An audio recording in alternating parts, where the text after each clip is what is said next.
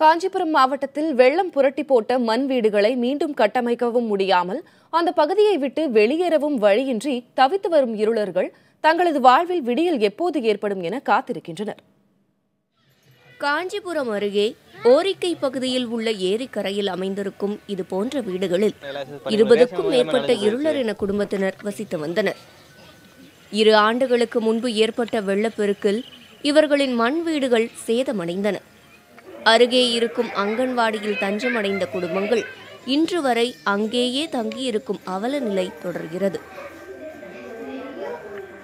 நாங்கள் நாசியாக கிடக்குறோம் சார். தண்ணியிலையும் கிடக்குறோம். ஒரு குடும்பம் 10 குடும்பம் அப்படி கிடக்குது. ஒரு வீட்டில் அப்படி அப்படியே கிடக்குறாங்க சார். 10 குடும்பம் குழந்தைங்களாம் நாசியாக கிடக்குறோம் சார். பட்டியும் பச்சமாக கிடக்குறோம் சார். எங்களை யாரும் பார்க்கல சார்.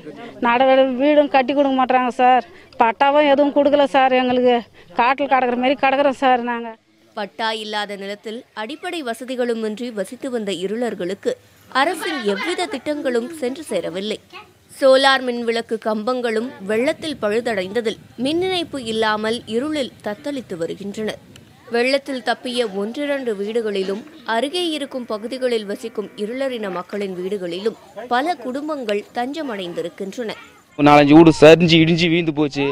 ஒரு ஆடு வேற ஒன்று செத்து போச்சு. எங்களுக்கு எந்த வசதியும் கிடையாது, வழி கிடையாது. மெயினாக இந்த கரண்ட் கம்பெல்லாம் மொத்தம் போயிட்டு இருக்குது. இதுதான் சார் எங்களுக்கு ரொம்ப பிரச்சனை. கவர்மெண்ட் எதுவுமே எங்களுக்கு ஒன்றும் பார்க்கல. மனு கொடுத்தோம், தாலுகா ஆஃபீஸில் போய் மனு கொடுத்துக்கிறோம். அதுக்கு 1 மாதம் அது கொடுத்து யாருமே எந்த அதிகாரம் எங்களை பார்க்கல. ஒன்றும் எந்த நடவடிக்கையும் எடுக்கல. அரசும் அதிகாரிகளும் மனது வைத்தால் மட்டுமே உணவு, இருப்பிடம் போன்ற அடிப்படை வசதிகளை இந்த இருளரின மக்கள் பெற முடியும் என்ற நிலை உள்ளது. புதிய தலைமுறைக்காக செய்தியாளர் பிரசன்னா.